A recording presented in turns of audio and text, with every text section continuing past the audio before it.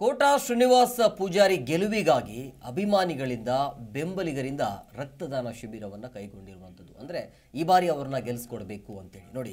ಕೋಟಾ ಶ್ರೀನಿವಾಸ ಪೂಜಾರಿ ಗೆಲುವಿಗಾಗಿ ರಕ್ತದಾನ. ಚಿಕ್ಕಮಗಳೂರು ವಿದ್ಯಾತೀರ್ಥ ಹಾಸ್ಪಿಟಲಲ್ಲಿ ಈ ಒಂದು ಶಿಬಿರವನ್ನು ಕೈಗೊಂಡಿದ್ದಾರೆ. ಕೋಟಾ ಶ್ರೀನಿವಾಸ ಪೂಜಾರಿ ಗೆದ್ದರೆ ಮೋದಿ ಗೆದ್ದಂತೆ ರಾಜ್ಯ ವಕ್ತಾರ ಶೃಂಗೇರಿ ಶಿವಣ್ಣ ಎಂಬುವರಿಂದ ರಕ್ತದಾನ ಮಾಡಲಾಗಿದೆ. ಪರಿಶುದ್ಧ ವ್ಯಕ್ತಿತ್ವದ ಕೋಟಾ ಗೆಲುವಿಗಾಗಿ ಹಾರೈಸಿ ಇವತ್ತು ರಕ್ತದಾನ ಮಾಡಿದರು. ಅಂದರೆ ಇಲ್ಲಿ ಶ್ರೀನಿವಾಸ ಪೂಜಾರಿ ಗೆಲ್ತು ಅಂತಂದರೆ ಅಲ್ಲಿ ಮೋದಿ ಗೆದ್ದಂಗೆ ಅಂತೇಳಿ. ಸೊ ಹಾಗಾಗಿ ಇವತ್ತು ವಿದ್ಯಾತೀರ್ಥ ಆಸ್ಪತ್ರೆಯಲ್ಲಿ ಶಿಬಿರವನ್ನು ಕೈಗೊಂಡಿದ್ರು. ಕೋಟಾ ಶ್ರೀನಿವಾಸ ಪೂಜಾರಿ ಗೆದ್ದರೆ ಮೋದಿ ಅವರು ಗೆದ್ದಂಗೆ ಅಂತ ಹೇಳಿದ್ದಾರೆ.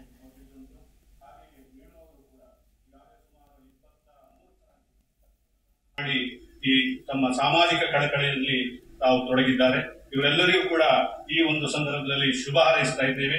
ಹೀಗೆ ಇದು ರಕ್ತದಾನ ಮುಂದುವರಿಸಲಿ.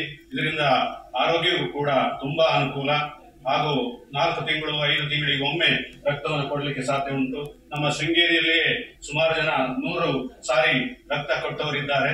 ಶೃಂಗೇರಿ, ಕೊಪ್ಪ ಹೀಗೆ ಸುಮಾರು ಕಡೆ ನಮ್ಮ ರಕ್ತ ನಿಧಿ ಕೇಂದ್ರಕ್ಕೆ 100 ಬಾರಿಗೂ ಹೆಚ್ಚಾಗಿ ರಕ್ತವನ್ನು ಕೊಟ್ಟವರಿದ್ದಾರೆ. ಇದರಿಂದ ನಮ್ಮ ಆರೋಗ್ಯವೂ ಕೂಡ ಚೆನ್ನಾಗಿ ಆಗ್ತದೆ.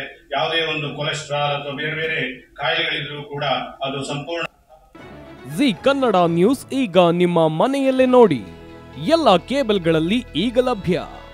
ಸನ್ Direct 292, Jio TV 1334, U digital 162, city cable 51, GTPL 17, Abhishek cables 821, rock line telecommunication 51, Shri Basaveshwara number 60, Vinayaka digital number 53, in digital number 896ರಲ್ಲಿ ನಿಮ್ಮಿಸ್ತದ ಜಿ ಕನ್ನಡ ನ್ಯೂಸ್ ನೋಡಿ ಆನಂದಿಸಿ.